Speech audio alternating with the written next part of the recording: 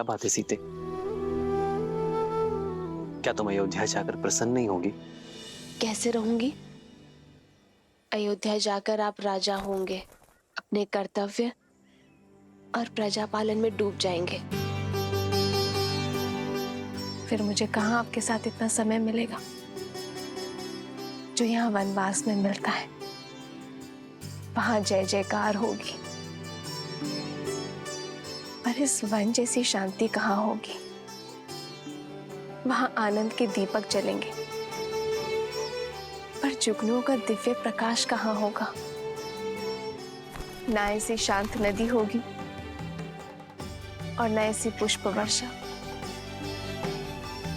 तो मेरे लिए तो हानि ही होगी ना। अरे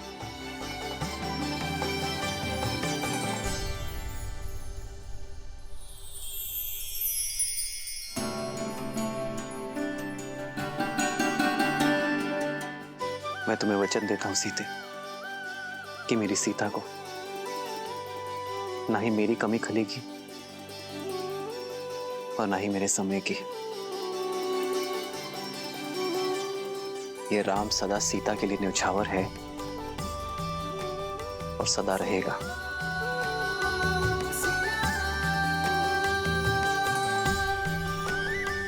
कदाचित ये क्षण कभी समाप्त ना हो।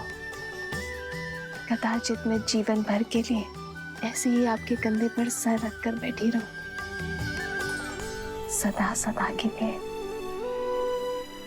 अपने श्री राम के पास। एक है पौरुष, एक समर्पण, एक है रूप तो दूजा दर्पण। जन्म जन्म का है ये संगम, राम रतन सीता वैभव धन। सिया राम, सिया राम, सिया राम, सिया राम।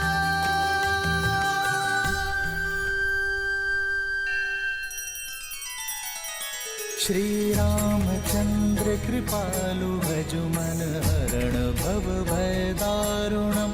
नव कंज लोचन कंज मुख कर कंज पद कंजारुणम। सिया राम, सिया राम, सिया राम, सिया राम। आदर्श और मर्यादा की है ये कथा महापावनम। काट मद श्री से मिला दे श्रीमद् रामायणम, श्रीमद् रामायणम। सिया राम, सिया राम, सिया राम, सिया राम। मैं राम के सम्मान का हरण करने जा रहा हूं। उस राम का वध क्षण भर में कर सकता हूं मैं, परंतु इससे उसे अपने दुखों से मुक्ति मिल जाएगी। जिस राम की प्रशस्ति तुम गा रही थी, उस राम का नाम छीन लूंगा मैं। लज्जा और दुख के सागर में डुबा दूंगा उसे भी और रघुकुल की रीति को भी। धीरे धीरे करके मारूंगा। सबसे पहले मैं उसकी सबसे प्रिय वस्तु छीन लूंगा। वो संसार के कोने कोने में भटकेगा, ढूंढेगा उसे, परंतु रावण के विरुद्ध कोई उसकी सहायता नहीं करेगा। निराशा और ग्लानि से पहले वो मरेगा, फिर उसका भाई लक्ष्मण, और वहां अयोध्या में उसकी प्रतीक्षा करते हुए उसका भाई भरत स्वतः ही आत्महत्या कर लेगा, बिना एक राक्षस के लहू बहाए। मैं रघुकुल को लहूलुहान कर अपने कुल के नाशक से प्रतिशोध लूंगा, और उसके बाद सब ओर से निराश सीता को निर्विरोध लंका की रानी बनाऊंगा।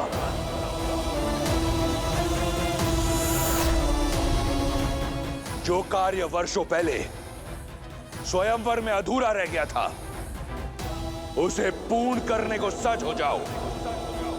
सीता का स्वागत।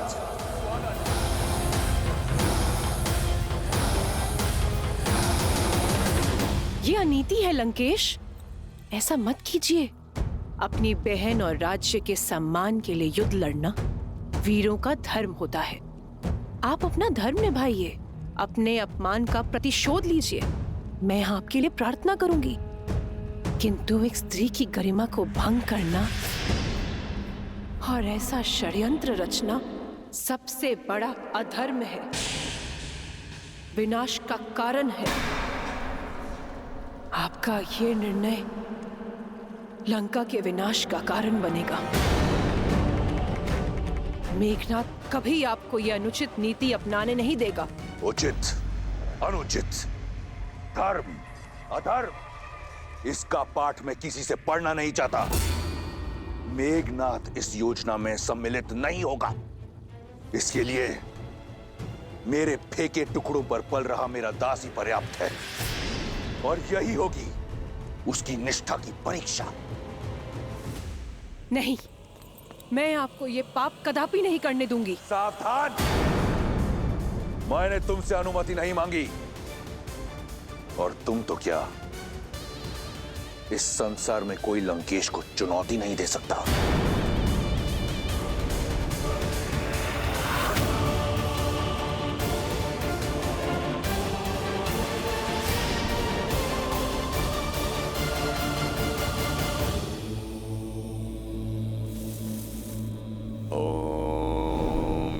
शिवाय। ओम नमः शिवाय। ओम नमः शिवाय। ओम नमः शिवाय। ओम नमः शिवाय। ओम नमः शिवाय। मारीच, आंखें खोलो। ओम नमः शिवाय। समझो साधना पूर्ण हुई। कैलाश पति ने ना सही, लंका पति ने तुम्हारी सुन ली। ओम मारीच, शिवाय। यदि एक बार और तुम्हें पुकारना पड़ा तो वो अंतिम शब्द होंगे इस जीवन में जो तुम सुनोगे। लंकेश महाराज, आप यहाँ? मुझ जैसे तुच्छ सेवक के यहाँ आपको आने की क्या आवश्यकता पड़ी? उद्धार के लिए। अगर सेवक स्वामी के किसी काम आए तो इसमें सेवक का उद्धार होता है। अपने प्रतिकार के लिए मुझे तुम्हारी आवश्यकता है। आपकी सेवा में मुझे सुख मिलेगा, परंतु संसार के सबसे बलशाली वीर को मुझ जैसे तुच्छ की क्या आवश्यकता पड़ गई महाराज? मेरे स्वाभिमान पर प्रहार किया गया है। मेरी बहन के अंग भंग करके उसका अपमान किया गया है, वो भी एक तुच्छ मनुष्य द्वारा। दशानन के क्रोध को ललकार कर किसने अपनी मृत्यु को पुकारा है महाराज? वही वनवासी राम और लक्ष्मण। राम? क्या हुआ मारीच? तुम्हारे मौन में ऋण ना चुकाने का स्वर सुनाई दे रहा है। कोई संकोच है? संकोच नहीं महाराज, संदेह है। मेघनाथ जैसे इतने शक्तिशाली पुत्र के होते हुए मुझ जैसे वृद्ध की सहायता की क्या आवश्यकता पड़ गई महाराज? मेरी इस योजना में मुझे केवल तुम्हारी आवश्यकता है। मैं एक ऐसा व्यू रचूंगा जिसमें राम और उसका परिवार बिना किसी युद्ध के मारा जाएगा। राम दर दर भटकेगा और सीता पर केवल मेरा अधिकार होगा। राम, वही राम जिन्होंने सहस्त्र गजों की शक्ति वाली मेरी मां ताड़का का वध किया था। पुनः सोच लीजिए लंकेश, कहीं ये आत्मसम्मान का युद्ध आत्महत्या ना बन जाए। मरीच, रावण के समक्ष उसके शत्रु की प्रशंसा करना राजद्रोह है। अब तुम्हारे समक्ष केवल दो ही विकल्प हैं, या तो मेरी योजना में मेरा साथ दो, या तो फिर यमलोक के द्वार खटखटाने के लिए तत्पर रहो। क्या विकल्प चुनोगे? सुनना क्या है महाराज, मृत्यु तो सामने देख रहा हूं। लज्जाजनक हत्या पाने से अच्छा है कि मैं वीर गति पाऊं। आपने शरण दी थी, ऋणी हूं आपका, इसीलिए अपनी मृत्यु का भय नहीं, आपकी सुरक्षा का डर है मुझे, जिससे आप तुच्छ मनुष्य समझ रहे हैं। वो साधारण मनुष्य नहीं है, राम है, राम है वो। और मैं रावण, रावण, वो रावण, काल भी जिसका दास है। प्रस्थान की तैयारी करो मारीच। राधिकार और सीता दोनों मेरी प्रतीक्षा कर रहे हैं। रावण तो आपका भक्त है महादेव। आपकी चेतावनी का पालन करके उसने स्वयं को कितने वर्ष सीता से दूर रखा, किंतु अभी वो इस अनर्थ को करने का क्यों सोच रहा है? जब किसी का नाश समीप होता है तो उसका विवेक उससे दूर हो जाता है। रावण इतने समय तक मौन केवल इसलिए था क्योंकि उसके पास कोई उचित बहाना नहीं था, और अब शूर्पणखा के इस कृत्यों के पश्चात उसे एक अवसर मिल गया अपने दुष्कृत्यों को न्यायोचित ठहराने का। मंदोदरी, विभीषण, उन सब की चेतावनी को अनसुना कर वो एक ऐसे कर्म की ओर बढ़ चला है जो आने वाले समय में समस्त राक्षस जाति का सर्वनाश कर देगा।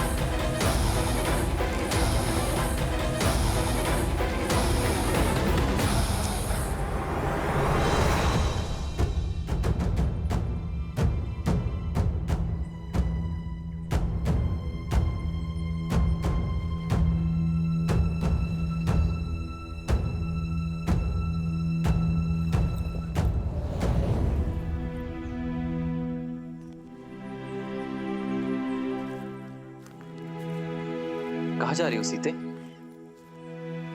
मुझे इनके लिए जल लेने जा रही हूँ। आओ मैं भी साथ चलता हूँ। नहीं आ रहे, आप क्यों कष्ट करेंगे? जलधारा निकट ही है, मैं ले आऊंगी। कल तो कह रही थी कि अयोध्या जाकर मेरे साथ बिताने को समय नहीं मिलेगा, इसलिए जितना समय हो सके साथ ही रहते हैं। आओ।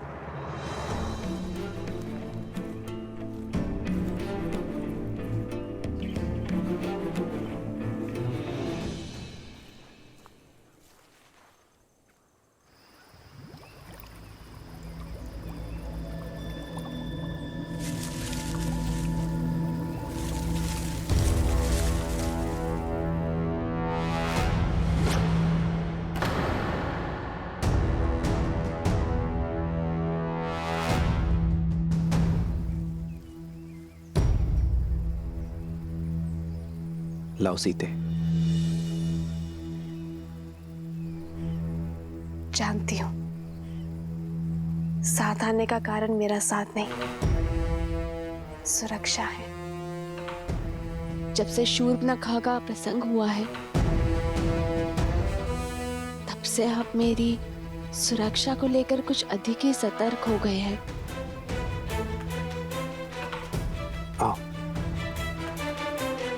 मुझे विश्वास है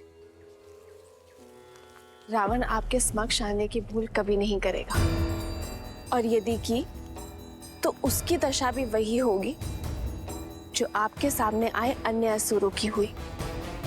मैं जानती हूं कि आप मेरी सुरक्षा के लिए धरती पाताल एक कर देंगे। मेरी शक्ति का आधार तुम्हारा मुझ पर यह अटूट विश्वास ही है सीते।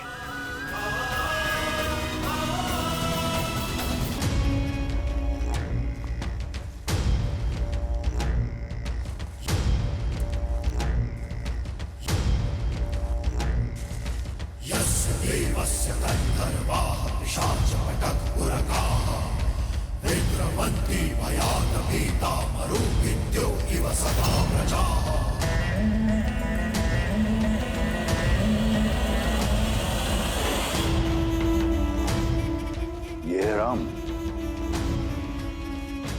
ये तो नीरव बालक है। बालक नहीं महाराज, महाराज बलि ने भी वामन को बालक समझा था। लेकिन ये भूल आप मत करें, आयु देखकर राम के शौर्य को कम समझना मूर्खता हो सकती है। एक बार, केवल एक बार और राम की प्रशस्ति खाओ, फिर देखो कैसे कैसे मेरा दास यम यहां स्वयं आता है। तुम्हारी आत्मा लेने अपना ध्यान केवल हमारी योजना पर रखो। एक बार और एक सेवक का कर्तव्य होता है कि वो अपनी स्वामी की हर बात माने। जैसा कहा गया है वैसा करो। जाओ।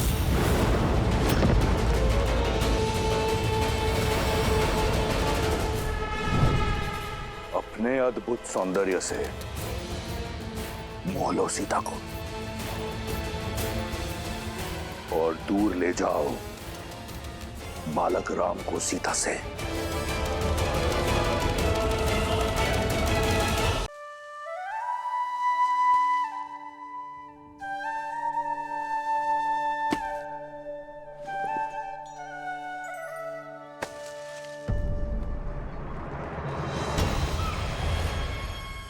स्वर्ण मृग?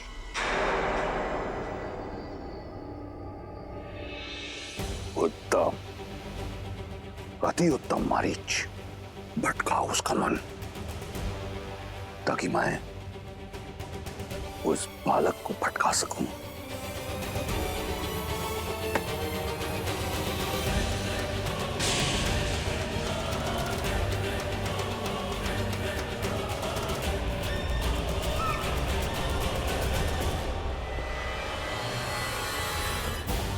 आर्य, लक्ष्मण भैया, देखिए कितना सुंदर स्वर्ण मृग है।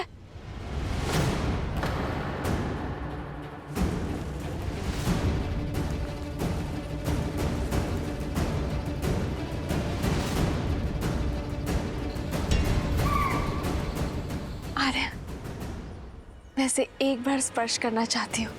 इस वन के हर दिव्य जीव की स्मृतियां अपने मन में बसाना चाहती हूँ।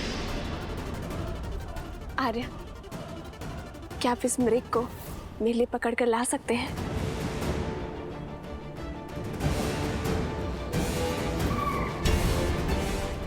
स्वर्ण मृग नहीं होते सीते। नहीं होते? तो ये यहाँ क्यों है? और इसका रूप कितना आनंददायी है आर्य। हर बार रूप आनंद का कारण नहीं होता सीते, कई बार भ्रम छलावा भी होता है। मुझे भय कि ये स्वर्ण मृग कोई माया जाल है। भूल गई सीते, रावण अपनी बहन शूर्पणखा के अपमान के प्रतिशोध का मार्ग खोजा है, और यह मार्ग माया जाल भी हो सकता है। हमें कुटिया में चलना चाहिए।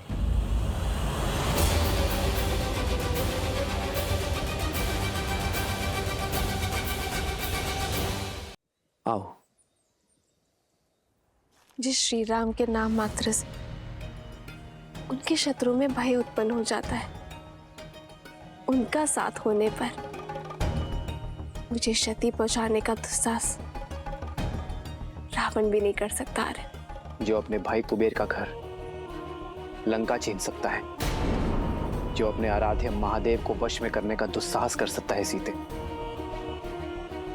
वो कुछ भी कर सकता है।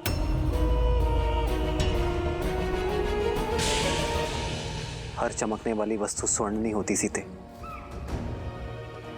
शूर्पणखा का प्रसंग स्मरण है ना तुम्हें? हाँ, पर आर्य, इसका अर्थ ये तो नहीं है ना कि हर सौंदर्य के पीछे संकट की छाया खोजी जाए। आप एक क्षण को सोचिए, यदि ये मायावी ना हुआ तो क्या इस सुंदर जीव का संरक्षण करना हमारा धर्म नहीं है आर्य? मैं इसके सौंदर्य के स्पर्श का अवसर खोना नहीं चाहती हूँ। हर जीवन में धर्म और कर्तव्य निभाते निभाते क्षणिक खुशियों को खोना, ये भी तो एक बहुत बड़ी भूल है ना आर्य। और यदि ये मायावी हुआ तो भी आप है ना हर माया को भंग कर सकने में सक्षम। आर्य, इन 13 वर्षों के वनवास में मैंने आपसे कभी कोई कामना नहीं किया आर्य। और यदि आप फिर भी नहीं चाहते कि मैं उस सुंदर जीव के सामीप्य आऊं, तो मुझे स्वीकार है।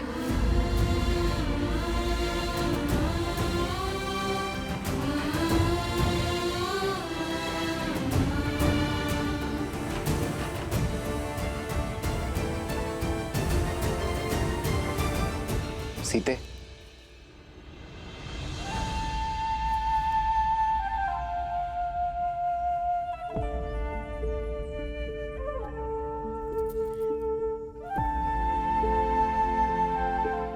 अपनी सीता को निराश नहीं देख सकता ये राम।